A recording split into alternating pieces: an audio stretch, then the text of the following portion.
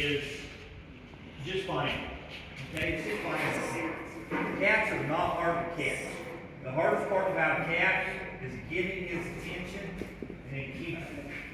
Okay, I look at cats almost like a 3-year-old on them. Okay, their attention is here, and then it's here, and then it's here, and it's squirrel back here. You know, they're everywhere. So it's not getting their attention, it's just holding it long enough to make them work the scent. And like I said, the other part of it is finding the cats. When I go to look for cats, I'm looking for rabbit cat. Okay, any place the rabbits, the small game birds, the songbirds, the deer are going to hold, that's where you're going to find the cats. If it's an impenetrable quagmire rabbit brush or yellow patch, that's where your bobcat's going to be. Alright? A lot of people, I think, overlook that. Now, there's a difference between targeting cats and targeting big cats. When you go to target big tomcats, go where the big coon runs. Okay? Or towards the elbow. You want to stay away from the females, you want to stay away from the kittens, go to where the big coon are. You catch your majority, your big coon are caught in dirt rollers. We all know that. Okay? It's that one lone oak tree that sits out in the middle of the pasture that's all by itself. That's the location. Alright? That's where you're going to catch your coyotes, that's where your great big coon are going to come from. That's where that great big spotted up tom is going to be also. He's going to show up in the dangest places that you never dreamt there would ever be a bobcat there.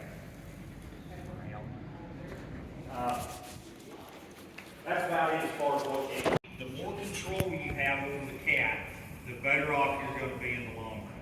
And when I say control them, and this is kind of a hard area to do this, but we can make believe a little bit. If you've got, let's say we've got a timber road going right through here, and we've got it's mowed, all right, and we've got a brush line here, and we've got a brush line here. I want my actual set, to be back here behind the brush line, because we know the cat is running out through here. He's running, they're no different than we are. They're going to take the path of least resistance. All right? So we know he's going to be out here. I want my set back here, because I don't want that cat to see it until he is right directly in front of it. All right? If he's coming down through here, he cannot see that set. I will not allow him to see that set until he is directly in front of that set. That helps control that cat. And as far as sets go, I mean, there's a plethora of sets you can use. My favorite, and it's going to be hard to do it in here, just because of the way the loose dirt and everything is. My favorite is the step down nerval, because it helps, again, control your cat. I will bring that trench, that step down, clear out to the edge of that brush line that we've got here. I want to throw this dirt from that trench. I want it to pile up on the sides to keep it uncomfortable for the cat to stay up here. He's got to come down the trench to come to it, but any excess dirt will be thrown out and scattered across that road to get that cat's attention. Then, once I get his attention, okay, if he's coming down the road, and he can see that dirt thrown out across the road, so he knows something's there, something's up. Now, is where I get in with my flags. And I like my flags small. I don't want much bigger than a dove wing. Okay, I want them down small. Now, if I'm trying to get his attention from a long ways off, let's say I'm out against that big oak tree that's out in the middle of the pasture. Then I might hang behind it or off to the side. I might hang a great big flag. And then as I get closer to my set, my flags get smaller and smaller and smaller until I'm right in front of the set. And then I've got very small, just a flag there to get his attention. But the flag is always in front of the set, out in front of it. Because again, I don't want him to see that set until he is directly in front of it. Just like a little kid, just like treating a little kid. That's just what you're playing with. You're playing with a 3-year-old boy. All right? You're playing with a 3-year-old boy. I've got a toy here, but I don't want you to see it until I'm ready for you to see it. That cat ain't no different. Absolutely not a bit different. I don't want him to see what's back here until he gets it right in front of him. Now I know y'all, I'm pretty sure y'all ain't allowed to use feathers, right? Correct. Okay, no bones? No bones, no feathers, no meat. Exposed. Wow, they got your hands tied. Okay. You use CD disc. I was going to say, you can use CD disc, you can use pieces of PVC pipe. Use a piece of cardboard. Take a piece of cardboard, put some reflective tape on it, anything to get that cat's attention. Now my flags that I use the most of, I like colors, because it's proven, scientifically proven, that cats can see the color green, they can see the color blue, and they think, they're not positive yet, but they think there's a chance they can see the color red. They know they can see green, and they know they can see blue. So, let's use that to our advantage, use anything that's green, anything that's blue. And a lot of what I do, and you guys are going to laugh at me, that's okay. A lot of what I do back here in the back of this trench, besides my dirt hole, I go to the thrift store, and I buy up every green and every blue stuffed toy I can buy, stuffed animal.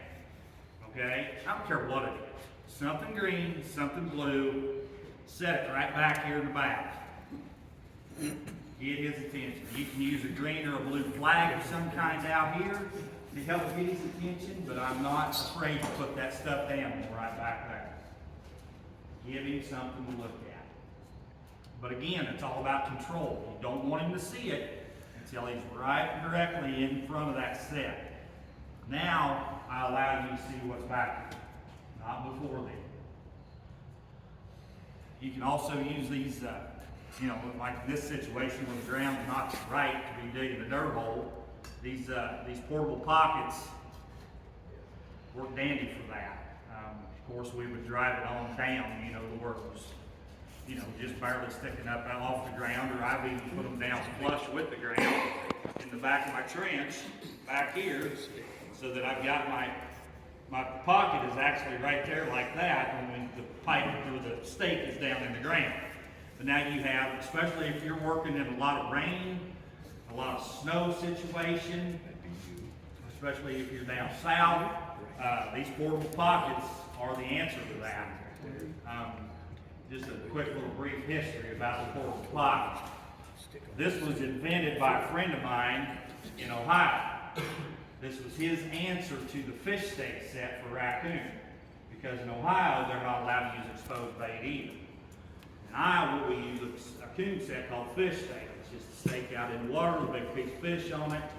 Now we have, so this was his answer to being able to use it in the state of Ohio and make it legal. Well, a good friend of his went and took instructions from Craig Gorman. Craig had some of these laying out behind the shed.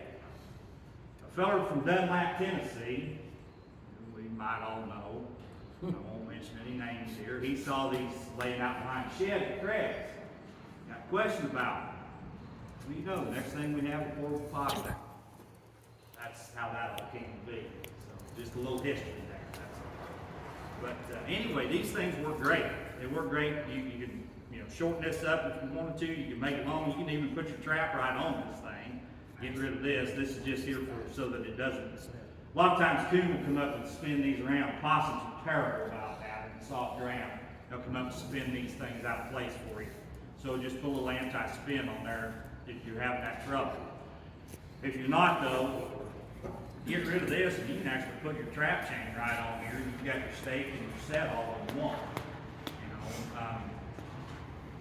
Again, I would, if you wanted to, you could paint these things white, you could paint them blue, you could paint them green, whatever, red, whatever color you wanted, just to give that cat something to look at here. Works really, really well.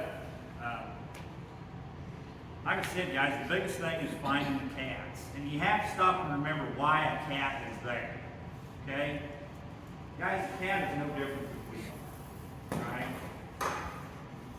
Ladies, excuse my French, my language here. A cat's no different than we are. They're there for they're in a spot for two things and two things only. They want something to breathe, they want something to eat. They want a sandwich and they want to see something naked. And I think most all of us guys here are the same way. We just want a sandwich, we want to see something. That's it. That cat is there for those two purposes. That's the only reason he's there. If he's traveling through, you can bet your bottom dollar he's looking for one of those two things. Okay? That's all he's doing there. That's the reason he's there. As far as traps go, you know, everybody's got their own preference. You know, as far as traps, you know, it's like asking which girl's the prettiest. Well, it depends on who's looking. This happens, you know, this is the number 2 Bridger, offset jaw, inside laminated. I do run a lot of drags. I like running drags on cats, and I like running drags on canines. Now, here's the thing: when you're running drags with cats, wherever that cat gets to and goes and hangs up on that drag, you make sure you put another set over there. Bring your trap back, put it back in its set where it was, but you make darn sure wherever that cat hung up, you put a set. Alright? And I will promise you that will be the next set of cats. This one here now is just a guard from that set from the coons and the possums. Because that set down there is going to be the one that catches next. And as you catch another cat, he goes off yonder and hangs up, you do the same thing. Put in another set where that cat was. Always, always, always. That is the biggest rule. So you've got all that cat smell down there. And that next cat is going to go there. I'm a real big firm believer in a good quality urine for cats, good quality bait, good quality lure. You know, that's fine. The biggest thing is I want very good quality urine. And there's 3 places I buy my urine. One of them is Liesl Roussots. He's got great cat urine. Ardell Draw did have. Ardell passed away this spring, and who took it over for sure, I have not heard. I don't know what kind of quality it's going to be. And the other one is Craig O'Warren's.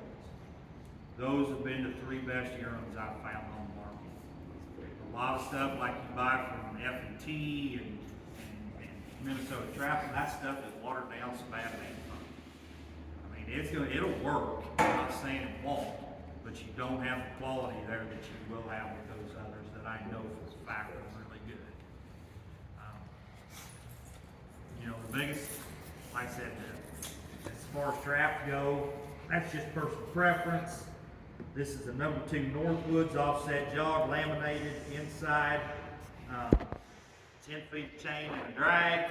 Again, as far as drags go, again, that's personal preference. This is the J.C. Connors tracker drag. I like these. I have really good luck with these and that dog. Because if you're running a lot of drags, you're going to want a dog. You'll get a coyote that'll come in and hit one of these sets, and instead of going back towards the brush, he'll go to the road, he'll go yonder before he jumps back in the brush somewhere and hangs up. That dog right there saves me a lot of steps. Not only that, but if you find the scent stations, you can't get any better than a canine nose. Every place she barks, I mark it too, and I put in a set. Every place. So what I do when I come into a location where she pisses first, that's my first step. Where she gets next, that's my next set, and then I work out from there. That's why I have her. All I do is throw my drag back off in the brush, throw that extra chain back. At a dirt hole set, I always want my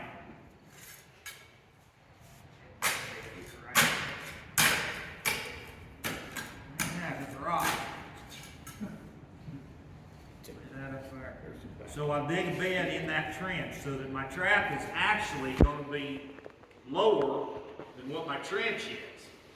There's a reason for that. Cats are no different than coyotes. They'll always step down before they step up. Okay? They're no different than a canine as far as that goes.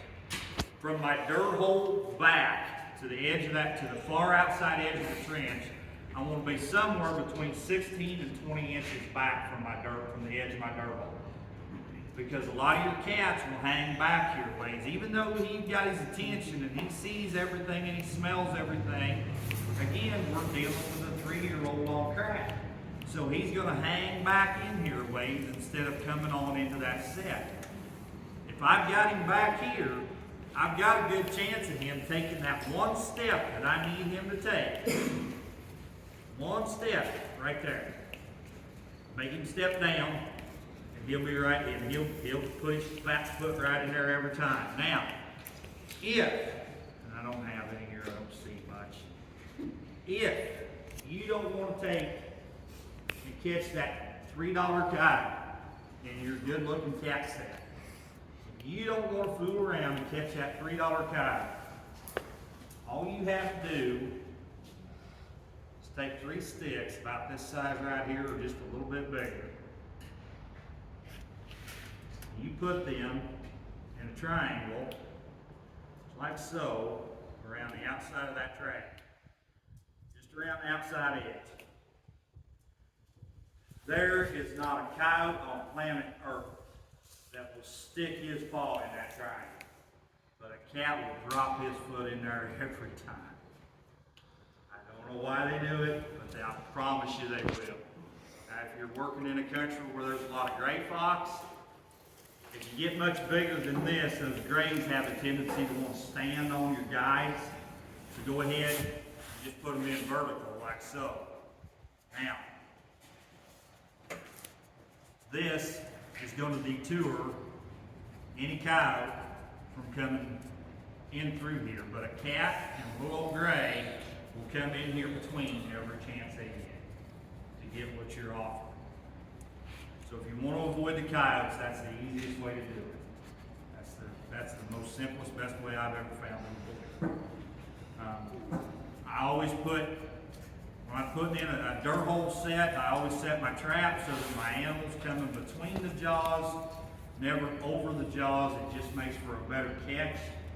And if you want to avoid them stepping on the dog in the trap, just place one stick off over there, moves that animal over, moves his foot over where it should be. Now, I've heard all the old wives' tales, same as y'all have. Well, if he stands on that dog will throw his foot. Not true. Absolutely not true. This is a dead spot. That coyote can stand on that cat can stand on it, that red fox, he can stand on that all day long, and that trap will never fire. That's a dead spot. All traps have them, even the dogs have them. Okay? So don't buy into that whole wives' tale. You have to turn, you got to turn that dog towards the dirt hole, or that dog will throw his foot. He stand there all day long. That trap will never fire. So, but I like to turn mine so they come between the jaws, never over the jaws. It just makes for a better catch. Now, at a flat set, if I was using this rock for cats in a flat set and created the walkthrough, which is a very good cat set, we created the walkthrough for them here, then I would turn that trap the other way and put the dog towards my attraction. All right, because again, I've got him coming between the jaws and not over the jaws. That makes sense to everybody? It's just the way, I'm not telling you, I'm not trying to tell you that this is what you have to do, it's just the way I do it. It just makes for a better deal. And then as far as an attraction at your flat set, you want to be back just a little farther. I want to be somewhere between 6 to 9 inches from my attraction to the center of my pan, somewhere in there. Keep this crowded up onto that loose jaw, create that walk through for that cat or cow, whatever it is, to come through there. As far as an attraction, a good plant lure, a good call type cat lure, a good shot of urine, and you're in business. Now you can, if you wanted to, you could take some fiberfill, stuff underneath that rock, give it just a little bit of a twist, a little pull to get that white, for an attraction, or you could use, take that fiberfill and dye it blue, dye it green, whatever you wanted to do. In Iowa, Louisiana, Arkansas, well, not Arkansas, it's not legal there either. But Iowa or Louisiana, where I trap cats, I can use fur, I can use feather, as long as there's no me to tax to it, I'm 100% legal. But where y'all are restricted over here, I would use something like fiberfill, fake fur. Fake fur works great. We used to use it a lot in Arkansas, Mississippi, especially if you know any taxidermists that have any eyes, the fake eyes that are they no longer use, you know, because they change those things every 4 or 5 years. We come up with a better eye for a newer mount, you know, so they change those all the time. Go ahead and buy those fake eyes off of your taxidermist friend for a couple bucks a piece because they're not going to use them anymore. Glue that to a piece of fake fur, stick it down in that dirt hole, stick it underneath that rock so that eyeball is sticking out. Man, you can't get a better attraction than that right there. Anything and everything's going to hop all over that. Guys, that's kind of it. I mean, I know this is kind of a fast little demo here, but there's really not a whole lot to it. In Iowa, we catch a lot of bobcats coming down those creeks and down those smaller rivers and even the bigger rivers. Everything follows them because again, at those bridges, you know, we're allowed road craft where y'all aren't, but those bridges, everything congregates right there, and that's all habitat on both sides of the creek right there. So what we do there is we'll go down under the bridge, and let's just say this is our bridge abutment here. We'll tighten that trap right up against that bridge wall. Because most times there's always a trail that comes under the bridge, hugs that wall, and goes right back up. And then we'll create a walkthrough like we did earlier, or we'll take heavy brush like cedar limbs or goldenrod tops, something, and we'll fence that off from that trap to clear down the water. Then we'll put a good little shot of lure up there on that bridge wall and a good shot of lure on that blocking that we've got. All that does is create more pause on the pan kind of a routine. It just kind of stalls him out over that track. Deadly set. If y'all can get, you know, if you crossing any creeks or any canals or anything back off the road to be legal. If there's a bridge there and you're crossing it, get out and look and see if there's a trail coming out through there and see if there's any cat tracks there. Man, that sets down. Now, granted, you're going to catch coons, skunks, possums, everything else under that bridge. Stay there. Stay right there because eventually you're going to catch that cat. We catch a lot of them at home in coon trails too, accidentally with number 11. Just lay it in the coon trail just like this right here. Just take out little number 11, lay it down, pull up a handful of grass, throw over top of it, lightly cover it. Don't cover it too much because you're only dealing with a 4-inch jaws rat. So if you get too much grass over it, you're going to plug it. So just lightly cover it a little bit. Everything travels those coon trails. Everything. Now granted, you got to catch the coon to get them out of the way, but once you catch them out of the way, another 3 to 5 days somewhere along in there, I guarantee you there'll be a cat coming through there. Especially if you've got a standing cornfield on one side of the road and timber on the other. Man, that is a cat highway. Because everything that cat needs is right there. He's got the timber right there to hunt. He's got all the mice and rabbits and songbirds and everything out in that standing cornfield. You can't get any better than that. Everything. Now, granted, that little number 11 is not the ideal cat trap, but you're going to have a trap full of cat paw, I promise you, but he'll be there. You'll hold him just fine. I've held many of them in them number 11. I mean some good cats weighing up to 26, 28, 29 pounds. In that little number 11, he'll be right there. If you guys are back off the road like you have to be, you've got coon trails, leave the dog troops at home. If you want to catch more cats, and that's what y'all need to do. And I'm telling you this from experience, okay? Because we went through the exact same thing in Iowa, trying to get our limits raised.